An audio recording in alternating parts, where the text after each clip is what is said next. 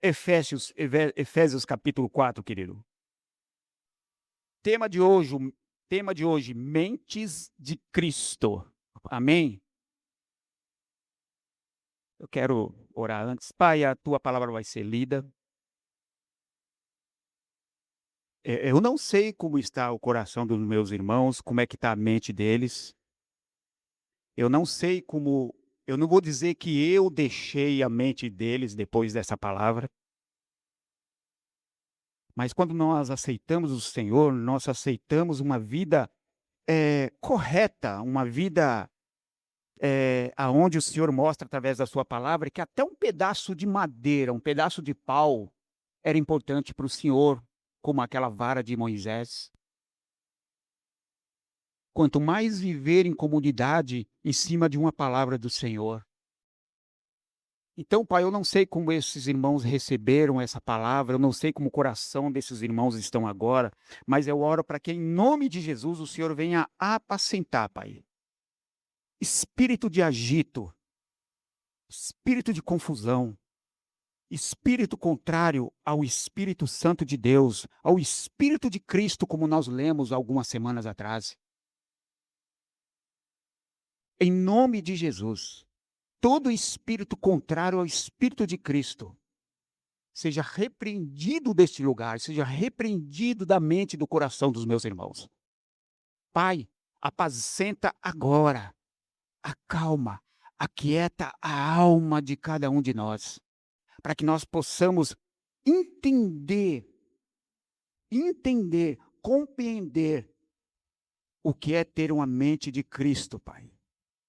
O que é, meu Pai, andar, ó Pai Celestial, dentro do que o Senhor nos mostra através desse texto, Pai. E que eu creio, Pai, que enquanto estivermos lendo, enquanto eu estiver trazendo a tua palavra, verdades muito mais especiais, muito mais, Senhor amado, contundentes, muito mais tangente, muito mais, Pai amado, conclusiva para cada um dos irmãos, o Senhor tem o poder de fazer. E eu oro nesta manhã para que isso aconteça sobre a vida de cada irmão. Pai, em nome de Jesus Cristo, Pai, a minha necessidade, Pai amado, não pode ser maior do que a dos irmãos. A minha necessidade pode ser maior do que a dos irmãos. A nossa necessidade o Senhor conhece de cada um e como nós precisamos e qual, Senhor amado, a quantia, qual a porção da tua verdade nós precisamos.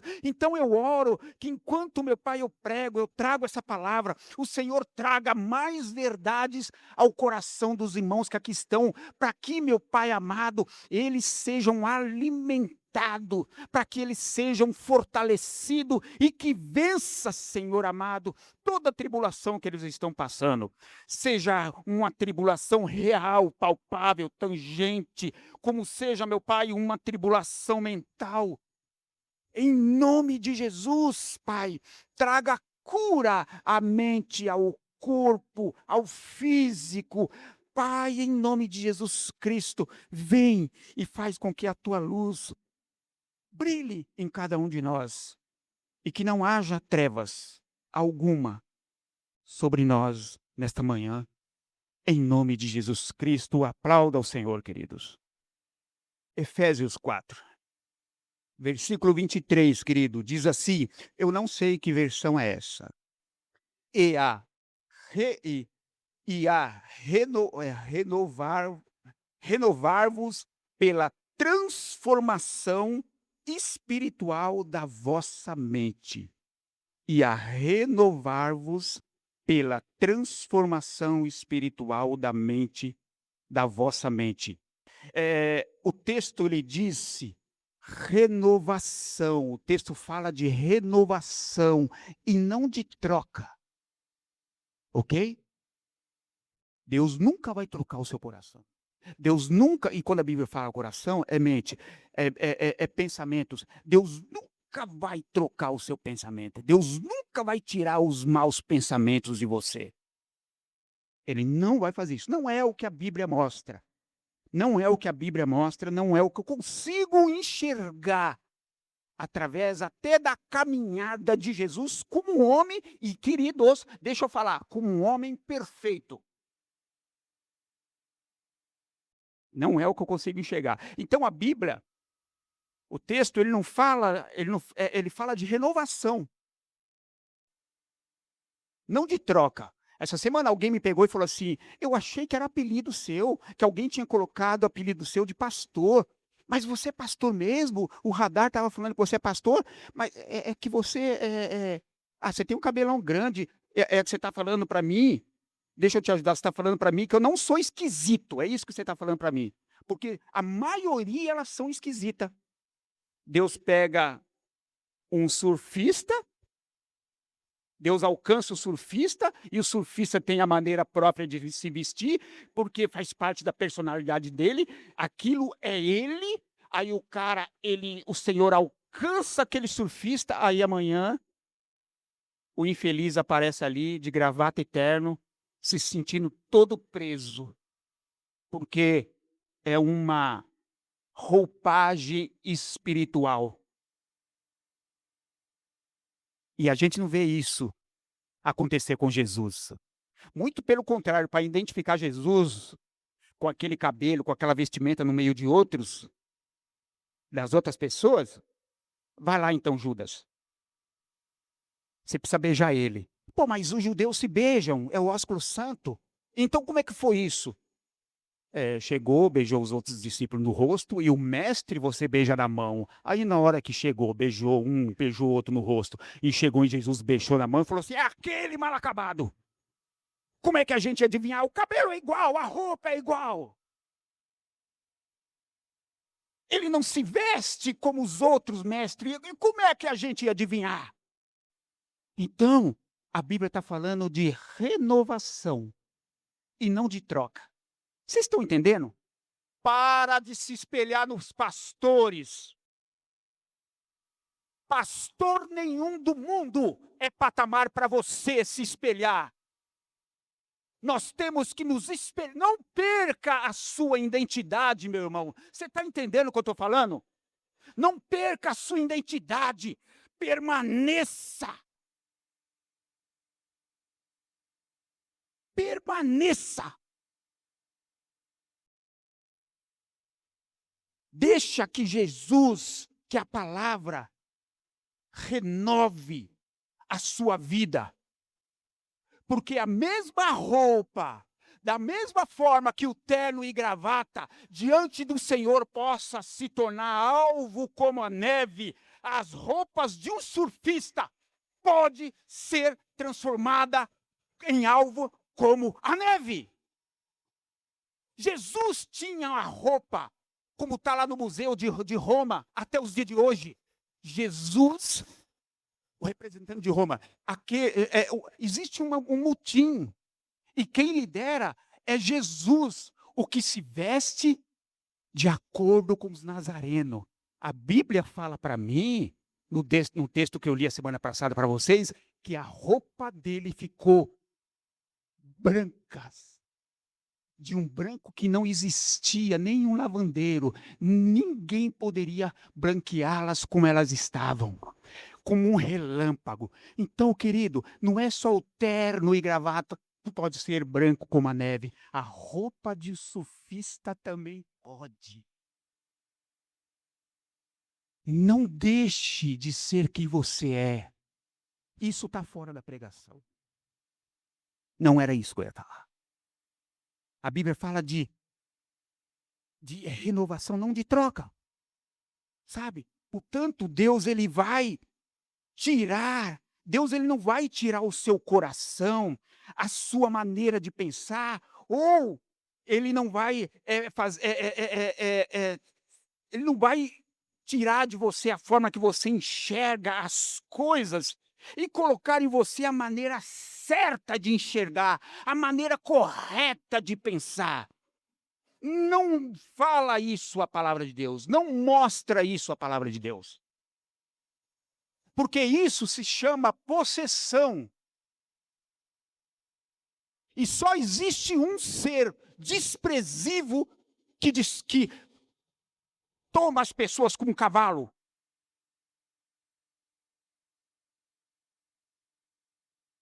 Querido, isso é construído. A renovação da mente é construído, é um processo, deixa eu falar para vocês, é um processo lento, vagaroso, constante e diário. Por isso que o texto fala em transformação, é a ideia de metamorfose, querido. Não é do dia para a noite. Não é do dia para a noite. Quando fala em transformação aqui, é a ideia de metamorfose. Você precisa parar, encostar num canto, se aquietar. Já viu a largata? Eu vejo lá no pé de maracujá na minha casa. Ela fica ali comendo, comendo. Daqui a pouco ela para de comer e sai andando. Aí sai das folhas. Às vezes vai para um canto assim da parede. Fala, pô, mas ela come. Aí ela vai e fica lá. Aí você vai, sai e volta. Aí você vem no dia seguinte e volta, ela tá lá. Aí você vai no dia seguinte e você volta, ela tá lá. Aí você vê que ela de preta ou de verde escura, ela vai ficando com a cor cinza. Daqui a pouco ela volta para uma cápsula. Então, a gente precisa gastar tempo com Deus, procurar o nosso lugar secreto e ficar ali, mastigando da palavra. A gente lê da palavra de Deus. E depois de ler da palavra do Senhor, a gente faz que nessa largata, fica quieto, meditando no que a gente leu. Com uma largata, ela satisfeita do que ela comeu das folhas, ela fica ali. Até que o Espírito Santo de Deus comece a nos envolver. E a nossa roupa de surfista começa a brilhar como um relâmpago. Transformando os ambientes. Tudo muda quando você muda. Vocês conseguem entender isso? Então, esse é um processo lento, vagaroso. Sabe? Não é da noite para o dia. E sem, sabe, querido, sem a ação e a ajuda do Espírito Santo de Deus, é impossível chegarmos a esse patamar de metanoia. E a metanoia, ela acontece não é quando você tem uma mente que não pensa mais besteira. Senão Jesus não teria falado assim: eu estou aqui para fazer a vontade do Pai. Ele tinha as próprias vontades dele. Só que ele obedecia porque ele era um homem temente a Deus, que estava o tempo todo como aquela largata, sendo envolvida por essa cápsula, sendo envolvido pelo Espírito Santo de Deus, sendo renovado, as vestes espirituais alva como o brilho de um relâmpago.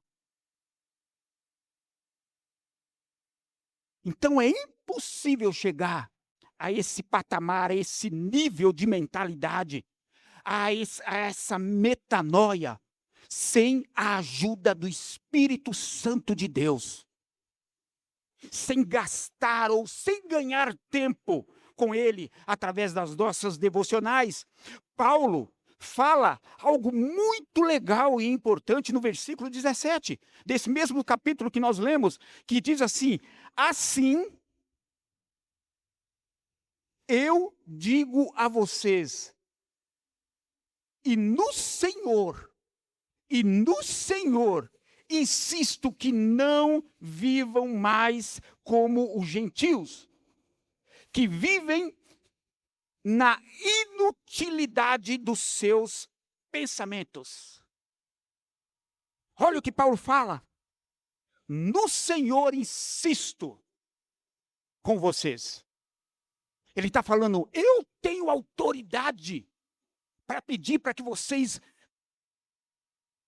permaneçam, para que vocês insistam em alcançar isso, porque eu alcancei. É possível, se você desejar, se você bater bater nessa porta, insistir em bater nessa porta, o Senhor diz que Ele vai abrir. Então, o que é mais importante para você, o seu trabalho ou ter o Espírito Santo de Deus caminhando, vivendo dentro de você, ativo? Porque deixa eu falar para você, Hitler fazia a barbárie que ele fazia com o Espírito Santo de Deus dentro dele. Inativo. Mas o Espírito Santo de Deus estava, porque a Bíblia diz, foi derramado sobre toda a carne. Todos os seres humanos.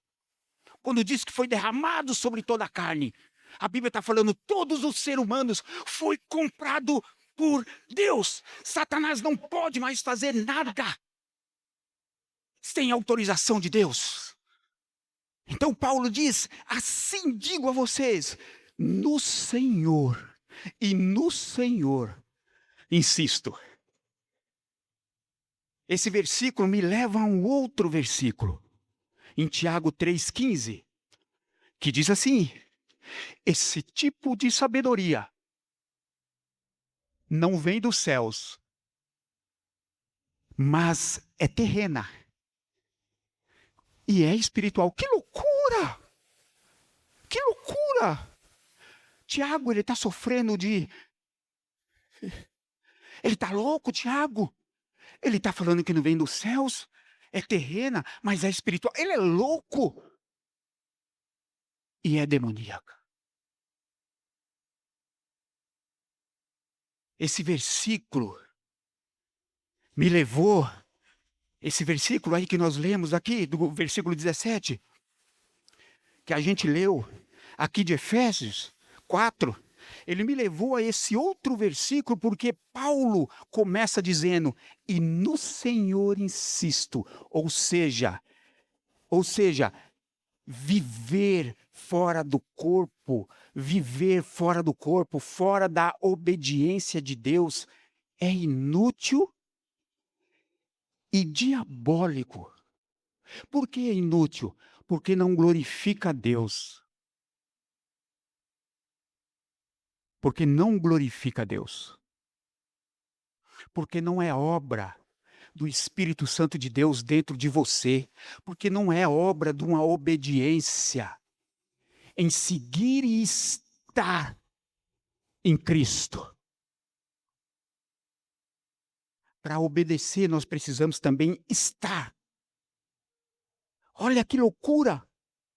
Eu torno a dizer, esse tipo de sabedoria não vem dos céus. Com S, está falando do trono. Está falando no trono. Está falando de Deus. Esse tipo de sabedoria não vem de Deus, mas é terrena. Não tem influência de Satanás. Para de culpar Satanás. A capivara dele já é grande demais. Para. Não vem dos céus, mas é terrena.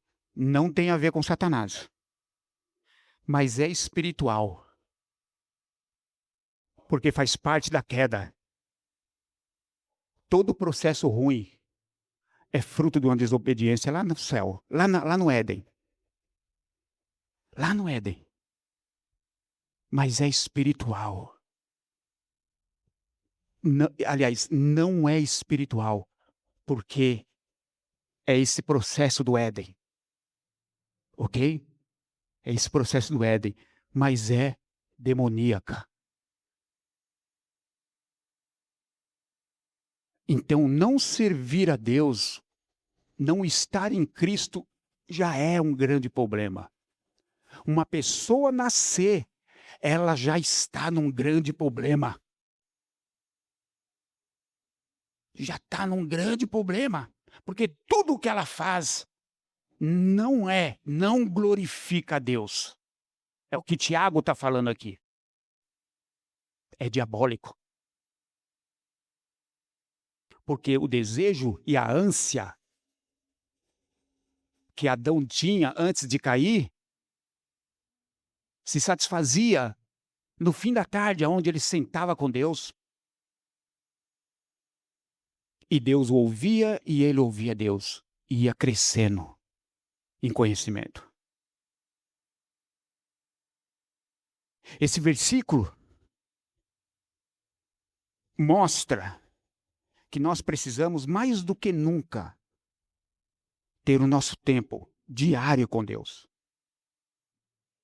Eu fiquei muito irritado ontem, porque eu falei, pô, hoje é sábado, a gente vai mandar os caminhões para a rua, e depois de mandar os caminhões para a rua, eu vou ter tempo de ler a Bíblia para mim, e eu vou ter tempo de fazer a minha ministração. Mas não foi do jeito que eu esperava, e eu não tive um tempo ontem de qualidade com Deus. Queridos, o que eu estou querendo dizer é que todos nós somos guiados pelo que pensamos. Todos nós somos guiados pelo que pensamos. Infelizmente, a maior parte de nossos pensamentos são inúteis, como está aqui na minha tradução. Sabe? A gente nunca tem segurança com Deus. Se aparece uma espinha meia diferente, já é um câncer.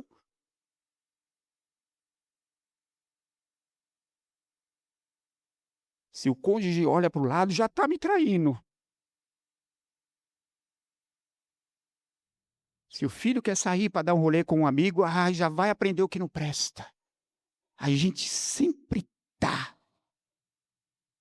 A gente sempre tá confiando mais na ação de Satanás do que na ação do Senhor em nossas vidas, na vida dos nossos filhos, na vida dos nossos cônjuges, no nosso corpo, que agora é templo do Espírito Santo de Deus, e que em tudo eu tenho que glorificar.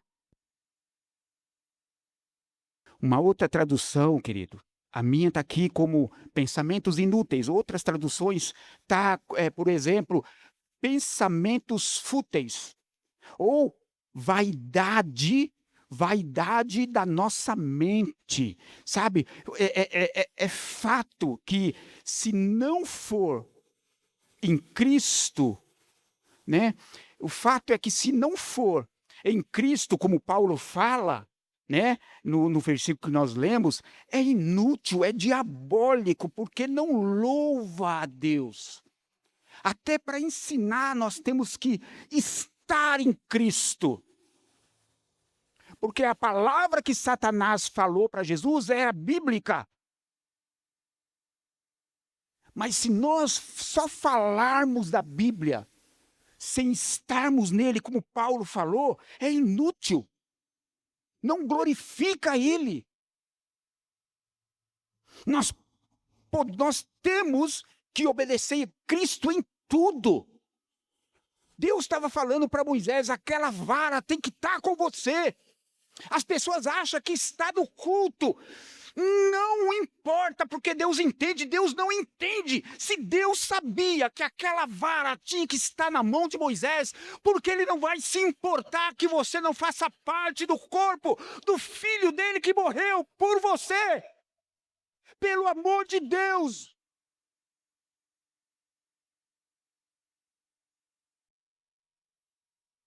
Se está difícil, insista. Ele disse que de tanto bater, ele vai abrir a porta e vai começar a ser prazeroso para você se reunir. Louvor a Deus, querido, tem a ver com sacrifício. E sacrifício tem tudo a ver em viver uma vida em obediência a Deus. Viver sobre a nossa própria sabedoria nos afasta de Deus. Eu fico imaginando, a Bíblia diz que o Espírito Santo de Deus tem fortes ciúmes por nós. Eu fico imaginando o como, eu vou falar de mim, o como diariamente eu provoco ciúme no Espírito Santo de Deus. Minha mente vagando por coisas que não que me afasta dele. Puxa, olha no que ele está pensando, ele acha que vai dar errado aquilo ali. Ele confia mais no poder de Satanás do que no meu. E a gente vai provocando ciúme no Espírito Santo de Deus. Viver sobre a nossa própria sabedoria nos afasta de Deus. Ela não tem, a nossa sabedoria não tem poder de nos levar para mais perto de Deus, não tem, não, não contribui para o nosso crescimento espiritual, não contribui para recebermos a metanoia completa do Senhor.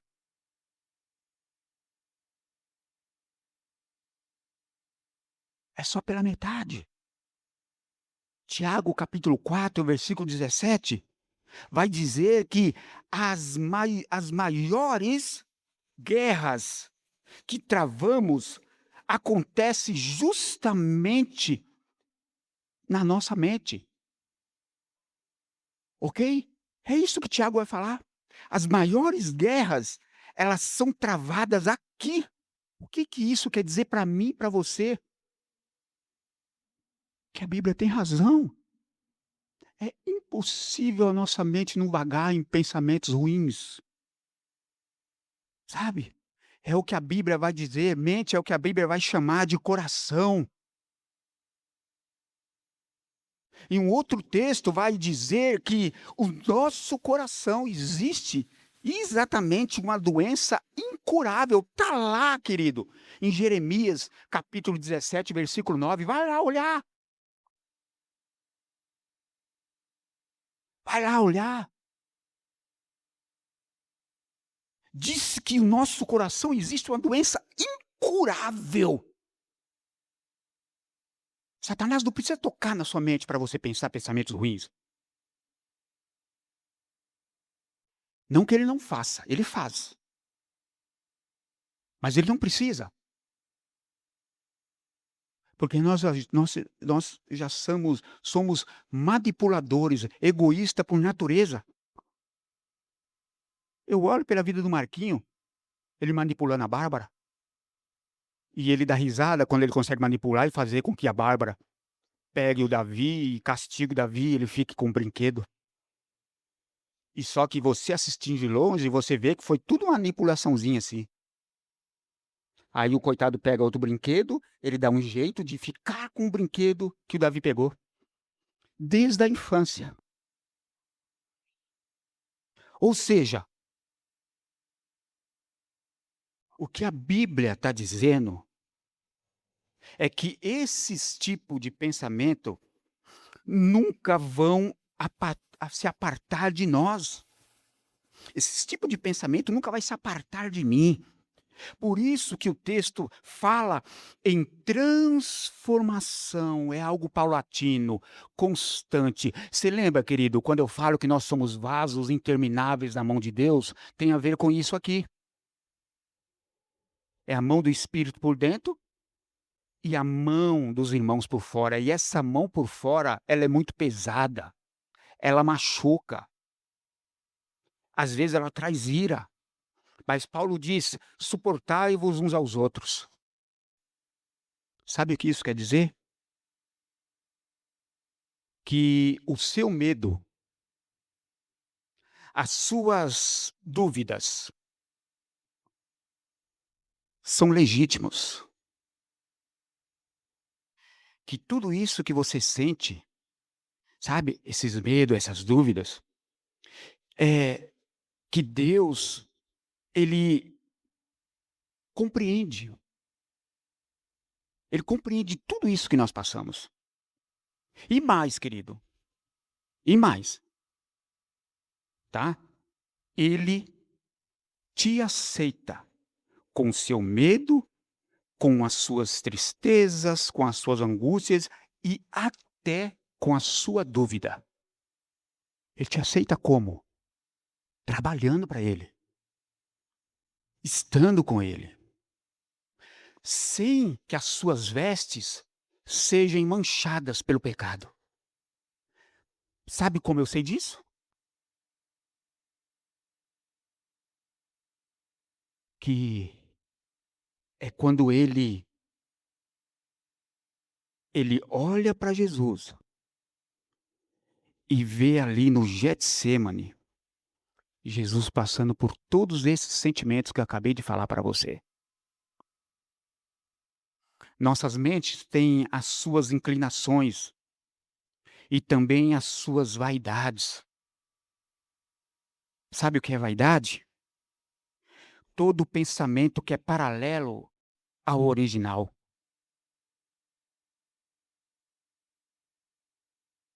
Sabe o que é vaidade? Que é uma coisa normal nas igrejas? Sabe o que é vaidade? Que as pessoas não dão muito? Doutrina é vaidade. O que é vaidade? Tudo que é paralelo ao original. Mas para me manter o irmão na rédea, para me manter o irmão santificado, santificada, vou falar para ele que isso não pode, que aquilo não pode. E que aquele outro é pecado. Aonde está na Bíblia? Eu sou apaixonado por uma igreja aí muito rígida. Hoje ela tá de forma paulatina, sendo renovada. Mas se olhava na capa da Bíblia, eu tinha essa Bíblia, e foi uma das coisas que eu fiquei muito chateado na época com a pastora Creuza, porque eu fui curado naquela igreja, e ela ficava braba. É que na capa da Bíblia estava dizendo que mulher andar de bicicleta é pecado. Para mim, como pastor de vocês, para manter vocês no caminho santificado, para não ficar mal diante da sociedade, eu vou falar que você não pode andar de bicicleta. Deus não precisa da minha ajuda, Deus não precisa da sua ajuda. Ele só precisa que você seja fiel ao que Ele ensinou. O que é vaidade? Tudo tudo que é paralelo ao original. Existem inúmeros tipos de vaidade, das quais muitos têm vivido a vaidade da própria mente. A Bíblia vai falar que cada um de nós tem a sua própria inclinação. Eu sei qual a inclinação da minha vida. É só eu olhar para a minha parentela. Qual que é, pastor? Cachaça. Qual é o outro? Relacionamento ruim. Graças a Deus, tenho conseguido driblar tudo isso, fazendo da minha vida um culto racional a Deus. Satanás pode até em algum momento falar assim: olha lá, Jesus, olha, ele está tocando naquilo que o pai dele corrompeu. Mas você viu que ele não se corrompe, coisa ruim. Você viu como ele domina algo que destruiu o pai dele? Algo que destruiu os irmãos dele? Você viu como ele me ama, Sassá? Você viu como ele toca com consciência, com autoridade? Em meio a tudo isso, querido, em meio a tudo isso, a todo esse mal, ou a essa doença incurável que todos nós temos, uma coisa tem que prevalecer. Uma coisa tem que prevalecer: nossa obediência a Cristo. E não só nossa obediência a Ele. Temos que obedecer nele. Nós precisamos obedecer nele, como Paulo mostrou em Efésios 4:17. Quando ele falou, lá em Efésios 4:17, que no Senhor ele insistia. E ele pode insistir. Ele tinha autoridade para fazer com que o povo insistia, porque ele era um homem que prevalecia, que insistia. Não basta só obedecer. Temos que obedecer no lugar certo e da maneira certa. E qual é a maneira certa? Largando tudo e andando com ele. Não foi o convite que ele fez para aquele jovem rico? Mostrando para ele a sua própria vaidade? Mas ele estava certo que ele não devia nada para Deus, porque afinal de contas, ele cumpria toda a lei. E quando Jesus fala para aquele jovem, não, isso ele está dizendo para mim e para você, não basta só obedecer. Temos que obedecer no lugar certo, da maneira certa. E qual é a maneira? Estando reunido como corpo de Cristo. Insistir em tudo que é agradável. Em tudo que glorifica a Deus. Largando tudo. Porque a verdade é que muitas das vezes nós não conseguimos enxergar a nossa vaidade, o nosso mal, como esse jovem não conseguia enxergar o mal dele. Vocês estão conseguindo me entender? Essa mensagem às vezes pode não fazer para você um sentido agora. Mas essa mensagem é um convite para você, acho que foi a Élica que falou aqui, para você, de uma vez por todas, parar de examinar a vida do seu irmão, da sua irmã. Vá examinar sua própria vida, se debruça na palavra do Senhor, leia como a palavra do Senhor, olha os evangelhos, olha para Jesus, olha o ensinamento de Jesus, leia ali Atos, leia a vida dos discípulos do Senhor, e quando você lê, olha para você. Nunca olhe para o irmão, nunca olhe para a irmã. Essa pregação é um convite para mais do que nunca nós olharmos para nós e enxergarmos que nós somos mal. Às vezes alguém pode, se você olhar para você, se identificar na Bíblia, você vai saber que você nunca vai ficar mais preso a uma mentira diabólica que o seu irmão, que a sua irmã contou para você, tentando te ajudar. Mas a forma que ele tenta te ajudar, que ela tenta te ajudar, não é bíblica e é diabólica, porque foi construída numa sabedoria humana. Não importa que se venha de um apóstolo, não importa se venha de um pastor justo, que foi fiel à esposa até a morte, morreu, e que a família dele toda fazia parte da casa do Senhor. Não importa. Se esse for o pensamento dele, a minha Bíblia fala que é diabólico. Então, se alguém disser para você que o seu medo, que a sua dúvida, Jesus tinha dúvida lá no Getsemane. Será que eu vou aguentar o couro? Será que eu vou aguentar ser espancado? Se você achar que não, vamos sentar depois, vamos conversar sobre isso. Porque se você, ou você acha que ele estava fingindo, você acha que a Bíblia mente que ele se despiu de todo o poder. Você acha que ele mentiu e sabia que aquela figueira não tinha figo, mas ele foi até lá só para... ele não sabia. Aí eu já sabia, eu vim aqui só para trazer o ensinamento. Jesus foi até aquela figueira com fome.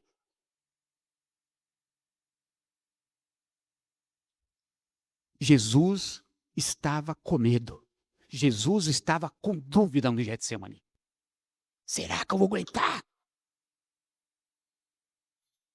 Eu nunca sofri tantas aflições do corpo como eu vou daqui a pouco sofrer. Será que eu vou aguentar? E sabe o que faz toda a diferença, meu irmão?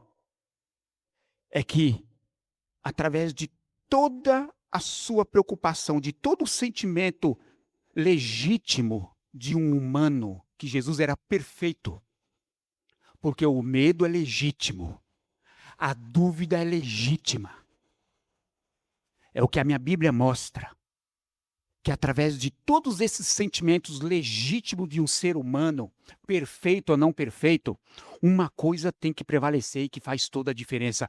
O que é, pastor? Obedecer o Senhor a todo e qualquer custo. Sabe por quê? Porque essa aflição que ocorre na sua mente, como ocorreu na mente de Jesus, fazendo ele até suar sangue, fazendo ele fazer que nem os pagãos, repetir as mesmas coisas para Deus, com um homem que se despiu de todo o poder, que quando você decide a obedecer a todo custo e quando você é pego para sofrer toda a aflição, as aflições que você vai passar, ela vai ser minimizada porque você optou por obedecer. Você pode ter certeza disso. Agora, se você não obedecer e ser pego da mesma forma para morrer por Jesus, o sofrimento ainda é maior na carne e quando você partir daqui. É interessante olhar a aflição de Jesus naquele momento no Getsemane e como ele estava pendurado ali no madeiro. A paz que ele tinha. Ah, Deus, ele não sabe o que faz. Ainda dando instrução para um dos discípulos dele que estava ali. Cadê a dor? Cadê aquela tamanha dor que ele achou que ele não ia conseguir, que ele tinha dúvida que não ia conseguir passar? Amenizada. Sabe por quê? Esse é o poder da obediência a ele. Porque muitos missionários morrem sem negar a Cristo, porque o poder da obediência se faz forte na carne deles. Vocês conseguem entender o que eu estou falando, queridos? O convite do Senhor essa manhã para você é: examine a você, esqueça os outros e se fortaleça no poder do Senhor. Amém, queridos?